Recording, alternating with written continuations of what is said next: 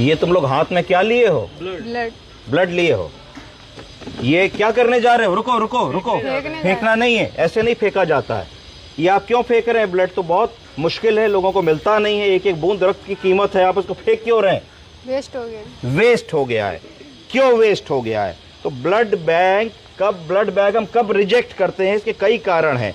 अगर blood contaminated है, अगर इनकरेक्ट टाइपिंग हो रही है, अगर एक्सेस रिक्वायरमेंट हमने मंगा ली है और मरीज डिस्चार्ज हो गया है, अगर ब्लड एक्सपायर हो गया है या मरीज की मृत्यु हो गई है, 4-5 ऐसे कारण हैं जो ब्लड हमारे पास एक्सेस आ जाता है। या हम कोई बड़ी हार्ट की सर्जरी कर रहे हैं तो हमें लगा कि नहीं भाई 4 यूनिट ब्लड, हमने अटेंडेंट से कह दिया भाई ले आओ, तो उन्होंने 4 डोनर अरेंज किए, 4 ब्लड रखा दिए। अब सर्जरी में एक ही ब्लड लगा या 2 ही ब्लड लगे तो 1-2 ब्लड बच गए।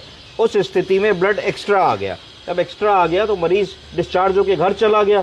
आपने फ्रिज की सफाई करी, तो फ्रिज की सफाई, आईसीयू के फ्रिज में आपको ब्लड मिला, तो आपने देखा भाई ये तो पेशेंट है नहीं और ब्लड भी एक्सपायर हो गया है, तो इसका हम क्या करें? ये सिनेरियो हो रहा है। उस सिचुएशन में आपने कहा भाई पीले बिन में लिखा हुआ है कि रक्त से सनी चीजें हम डाल सकते हैं, तो हम इसको पीले बिन में डॉक्टर साहब डाल रहे हैं। इसमें क्या गलत कर रहे हैं? इसमें आप क्या गलत कर रहे हैं समझने की कोशिश कीजिए कि ये ब्लड जब ब्लड बैंक से आया तब ये इन्फेक्शन फ्री था, इसमें कोई संक्रमण नहीं था, हम मरीज को चला सकते थे, ये मरीज को चलाने के लिए सेफ था।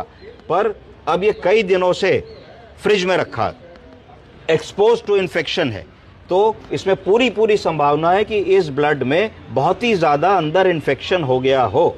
और अगर जैसे ही आप इस ब्लड को इसमें डालेंगे और इससे एक जनरल उसमें जाएगा वेस्ट मैनेजमेंट के थ्रू, तो इसके रक्त में जो इन्फेक्शन है उससे अगल बगल की चीज़ों में बहुत सीवियर इन्फेक्शन होगा। अगर आप इसको कट करके ड्रेन में डालेंगे तो ड्रेन से जहाँ सीवर में जाएगा वहाँ इन्फेक्शन होगा और चारों तरफ ये तबाही मचा सकता है। ऐसा ना हो, इसके लिए हमें क्या करना चाहिए?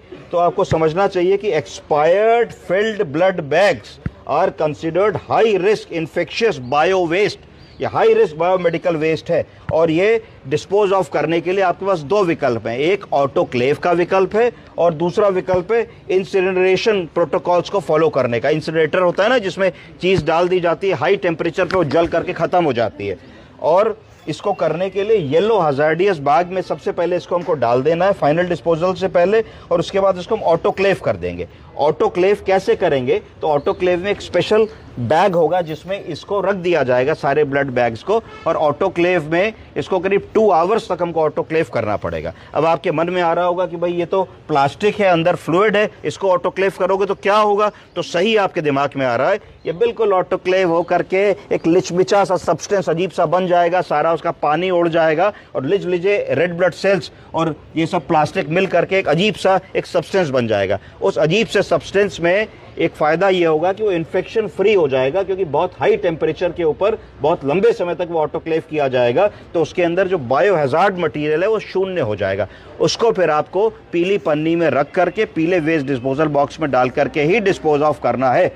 ये अगर आप करेंगे तो आपने प्रॉपर प्रोटोकॉल को फॉलो किया है। इसके अलावा एक आध तरीके के और भी डिस्पोजल या डिसइंफेक्शन के मेथड्स होते हैं। केमिकल डिसइंफेक्शन का मेथड होता है जो उपयोग किया जा सकता है। केमिकल डिसइंफेक्शन में क्या होगा? अगर ऑटोक्लेव नहीं है आपके पास, आप छोटे अस्पताल में काम करते हैं या खराब हो गया है, तो उस स्थिति में केमिकल ट्रीटमेंट करोगे, जैसे कि हाइपोक्लोरेट या फॉर्मेल्डिहाइड कैन बी यूज्ड। उससे अगर आप इसको हैंडल कर लोगे तो भी ये समझा जाएगा कि जो भी सेकेंडरी इन्फेक्शन है वो आपने इसका ख़त्म कर दिया। तो इस तरीके से आपको बेसिक प्रोटोकॉल होनी चाहिए कि कभी भी वेस्ट ब्लड को इसमें आज के बाद नहीं डालना है, इसको आपको ऑटोक्लेव करके प्रॉपर प्रोटोकॉल के थ्रू ही करना है। कोशिश करनी है कि ये सबको हमको एजुकेट करना है और बिना ग्लव्स पहने इन चीज़ों को हैंडल नहीं करना है। समझ गई आप? Yes, अब तो नहीं डालेंगी इसमें? No, sir. धन्यवाद।